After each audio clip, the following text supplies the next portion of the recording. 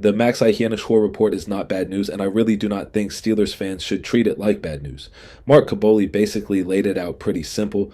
Right now, the right side of the offensive line looks like Dylan Cook at right tackle and Spencer Anderson at right guard until somebody changes the conversation.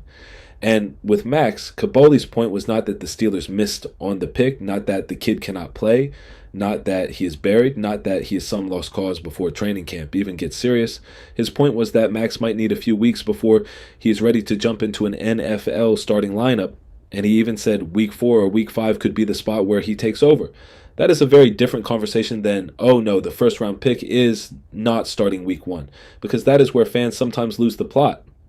Everybody wants the draft pick to walk in the building and immediately look like a 10-year veteran, but that is not how offensive tackle works for everybody, especially not for a guy with Max's background. He started playing football later than most of these dudes. He did not come through the system as this polished 5-star tackle who had private offensive line training since middle school. He had to build himself into this. Junior college, Arizona State, then becoming a first-round pick for the Pittsburgh Steelers. That is not a normal path, and that is why the ceiling is exciting, but it is also why you cannot act like seasoning is some insult.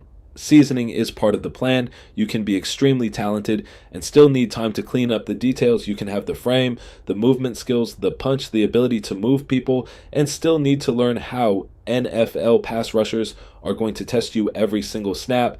That does not make him a bad pick. That makes him a young tackle.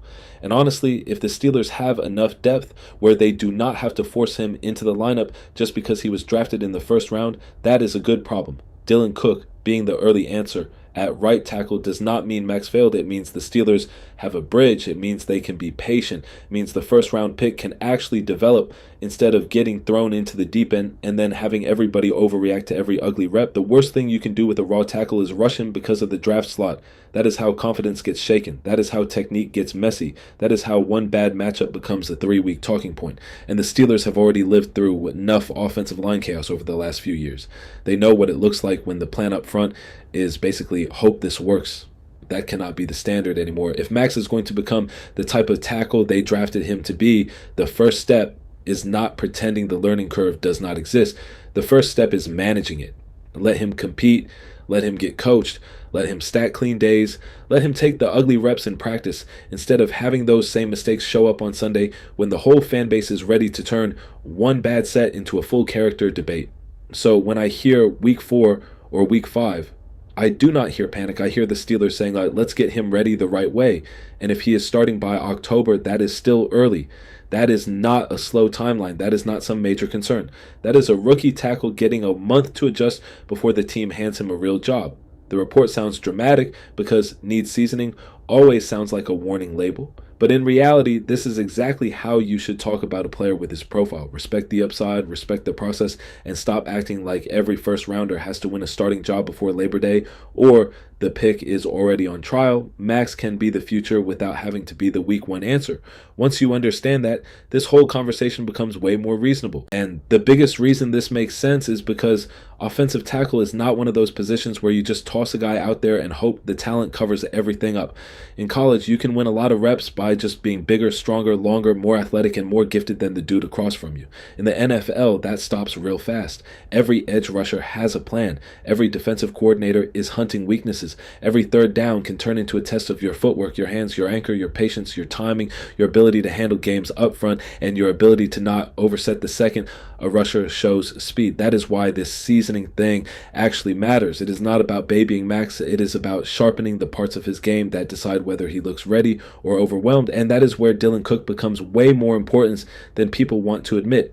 Cook gives the Steelers breathing room. He gives them a real option to start the season without forcing Max into a spot he has not fully earned yet, and if Cook plays well, even better. That is not a threat to Max. That is protection for the bigger picture, because when you have a young tackle with first-round traits, you should not be thinking about 1 month. You should be thinking about the next 5 years. You should be thinking about the version of Max who gets to settle in, learn the system, get used to NFL practice speed, take the coaching, watch how rushers are trying to set tackles up, and then step in when his technique is closer to matching his talent. That is the difference between developing a player and just using a player.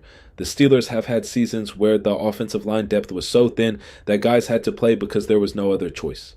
That is not development, that is survival. This situation is different. Cook can hold down right tackle. Spencer Anderson can battle through that right guard picture. Brock Hoffman and Giddings Dunker are in the mix. Mason McCormick moving to the left side changes the interior. There are actual bodies here. There is competition. There is enough depth where the Steelers can make Max win the job instead of handing it to him because of where he was picked. That is healthy. That is how good rooms operate. And honestly, Max having to earn it might be the best thing for him. No free pass, no crown before the pads come on. No, you are the first round pick, so everything belongs to you. Go take it. Go prove the hands are right. Go prove the feet can stay calm. Go prove you can handle counters when the speed rush gets taken away.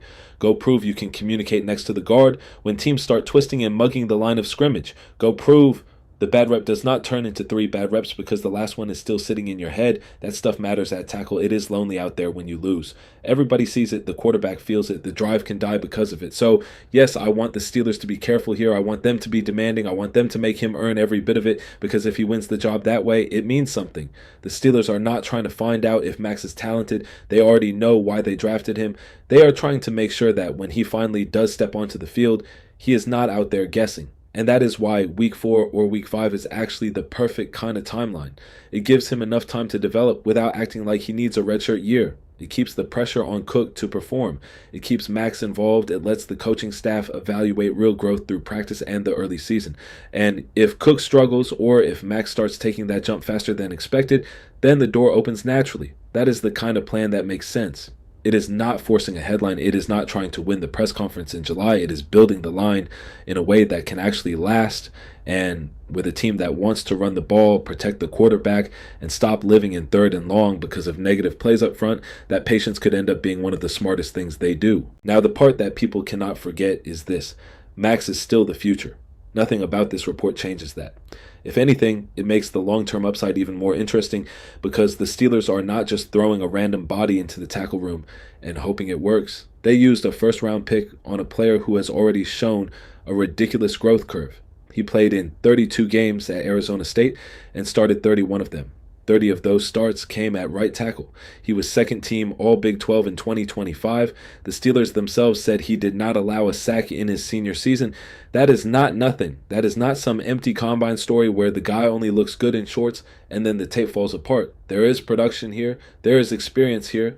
There is a reason Mike McCarthy talked about how Max kept climbing through the process, how he won at the Senior Bowl, the combine, the meetings, the whole evaluation. And that is what should make Steelers fans excited. This is not some flat prospect where you are hoping he becomes something completely different. He already has the build, the background, the reps, the competitive track record, and the kind of athletic profile that makes teams bet on him early. The question is whether Pittsburgh can turn all of that into a polished NFL starter, and the path they are taking gives them a better chance to do that. Because once Max does get comfortable, the payoff could be massive. You are talking about a right tackle who can actually grow with this young offensive line.